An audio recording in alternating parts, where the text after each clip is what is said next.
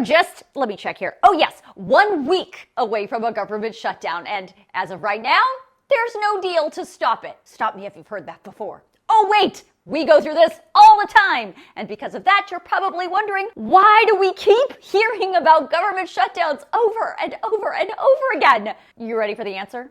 It's simple. Congress refuses to do its job. The one job Congress has is to fund the United States government. It's Congress's responsibility to figure out how much money the government should or should not spend and how each department and agency should be spending that money. How does Congress do that? By creating a budget. And that budget needs to be voted on and passed by both the House and the Senate before the end of the fiscal year, which is September 30th. And if Congress does not do that job, the government shuts down. But here's the thing. Instead of doing the job they're supposed to do, lawmakers refuse to come to a deal. They don't create a budget. They fight about it. And then usually they wait until the very last minute. And then when they realize they're going to miss the deadline on September 30th, they kick the can down the road and pass what they call a continuing resolution, which is just a Band-Aid. It's a temporary spending plan that keeps everything status quo. But by passing that continuing resolution,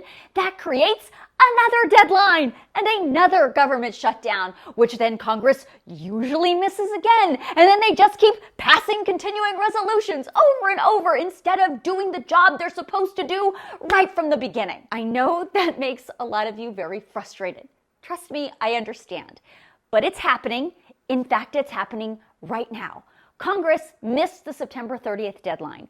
They did not pass a budget to avoid a government shutdown back then. Instead, they passed a continuing resolution to keep the government functioning at status quo funding levels until December 20th, which, as I said, is just a week away. And guess what? They still don't have an official budget deal, so you guessed it. We're going to probably be getting another continuing resolution. How long will that one last? Unclear. I've seen a proposal that would keep the government open until after Trump's inauguration in January, and I've seen another proposal that could keep it open until March. But this fight right now in December isn't just about the basic requirements of keeping the government funded. There's an added layer to this. Congress must also address the funding crisis at FEMA. Now, as I reported, FEMA has said because of the catastrophic damage from Hurricanes Milton and Helene, they need more money to help the millions of victims spread across multiple states. President Biden said FEMA needs $100 billion to specifically fund the disaster relief fund to help these victims get back on their feet.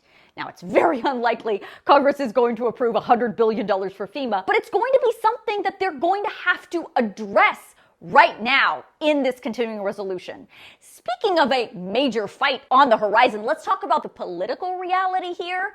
Because the voting margins right now are so close in the House of Representatives, Speaker Johnson is probably going to have to rely on Democrats to prevent the government from shutting down on December 20th. We'll see if Democrats want to play ball with this new continuing resolution. We already know Republicans are no fans of CRs, and on top of that, if and when this CR gets passed, the end result is going to set up another major showdown in Trump's first 100 days in office to try and figure out how to keep the government open.